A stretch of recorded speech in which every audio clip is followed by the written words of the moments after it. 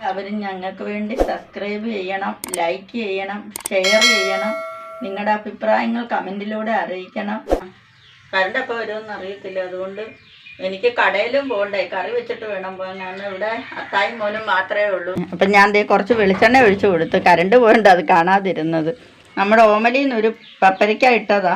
അപ്പം അതിൻ്റെ പകുതി എടുത്ത് ഞാൻ അരിഞ്ഞ് കഷ്ണമാക്കി കഴുകിയൊക്കെ വൃത്തിയാക്കി വെച്ച് വെളിച്ചെണ്ണയ്ക്കകത്തോട്ട് ഇടുക. എന്നിട്ട് ഇത് നമുക്ക് നല്ലതായിട്ടൊന്ന് റോസ്റ്റ് ചെയ്യുന്ന പോലെ ഇങ്ങനെ എടുക്കണം. പപ്പരയ്ക്ക എല്ലാം ഇച്ചിരി ബ്രൗൺ കളറൊക്കെ ആയി. ഇതിന് നമുക്ക് കോരാം. ഇനി ഞാനിത് തേങ്ങാക്കൊത്ത് അരിഞ്ഞിട്ട് വെച്ചിട്ടുണ്ടായിരുന്നു, അത് ഈ എണ്ണയിലോട്ടിടുക. തേങ്ങ ഒക്കെ നല്ല ബ്രൗൺ കളറായി. ഇനി നമുക്ക് ഈ തേങ്ങായും ഇങ്ങ് കോരിയെടുക്കാം. 8 വെളുത്തുള്ളി 3ആയിട്ട് മുറിച്ച് ഇട്ട് അതോട്ട് നമ്മളൊരു ചെറിയ കഷ്ണം ഇഞ്ചിയും കൂടി ഞാൻ അരിഞ്ഞു വെച്ചിട്ടുണ്ടായിരുന്നു, അതും കൂടി ഇട്ട് കൊടുക്കുക.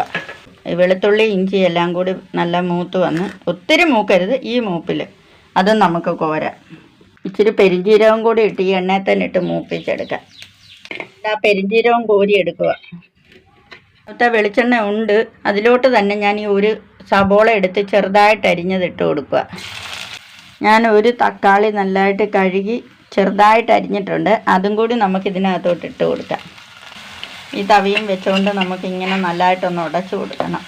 മുളക് പൊടിയാണ് ഇടുന്നത്, എരിവ് കുറവാണ് ഇതിനത് കാരണം അതിടുക. അതൊരു 1.25 സ്പൂൺ ഇടുക. ഞാൻ തേണ്ട തേങ്ങായും വെളുത്തുള്ളിയും ഇഞ്ചിയും എല്ലാം മൂപ്പിച്ചതിനകത്ത് ആ പെരിഞ്ജീരകവും കൂടി ഇട്ടായിരുന്നു. എന്നിട്ട് ഇത് നമുക്കൊന്ന് നല്ലതായിട്ട് അരച്ചുകൊണ്ട് വരാം.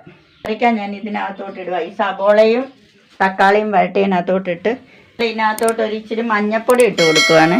ഇച്ചിരി മീറ്റ് മസാലയും കൂടി ഇട്ട് കൊടുക്കുക. എന്നിട്ടൊന്ന് ഇളക്കി കൊടുക്കണം. വെച്ച തേങ്ങായും വെളുത്തുള്ളി ഇഞ്ചിയും കൂടി ഞാൻ നല്ല പേസ്റ്റാക്കി അരച്ചെടുത്ത് ഇത് നമ്മൾ ഇതിനകത്തോട്ട് ചേർത്ത് കൊടുക്കുക, ആക്കി കൊടുക്കുക. ഇനി ഇതിനകത്ത് നമ്മൾ ഇച്ചിരി വെള്ളം കൂടി ഒഴിക്കാം, കാരണം നമുക്ക് ഇച്ചിരി ചാറാക്കിയാണ് നമ്മൾ എടുക്കുന്നത്. അതോട്ട് ഞാൻ ഒരു 2 പച്ചമുളകും കൂടി അരിഞ്ഞതിട്ട് കൊടുക്കുക. കരിയാപ്പിലയും കൂടി ഇപ്പം ഉപ്പും കൂടി ഇട്ട് കൊടുക്കുക. ഇതിന് നല്ലതായിട്ടൊന്ന് തിളക്കട്ടെ. നമ്മുടെ കറിയെല്ലാം നല്ല തിളച്ച് നല്ല കുറുകി വന്ന് ഇച്ചിരി പച്ചവെളിച്ചെണ്ണ മുകളിലോട്ട് ഒഴിക്കുക. ഇനി നമുക്കിത് ഇറക്കാം.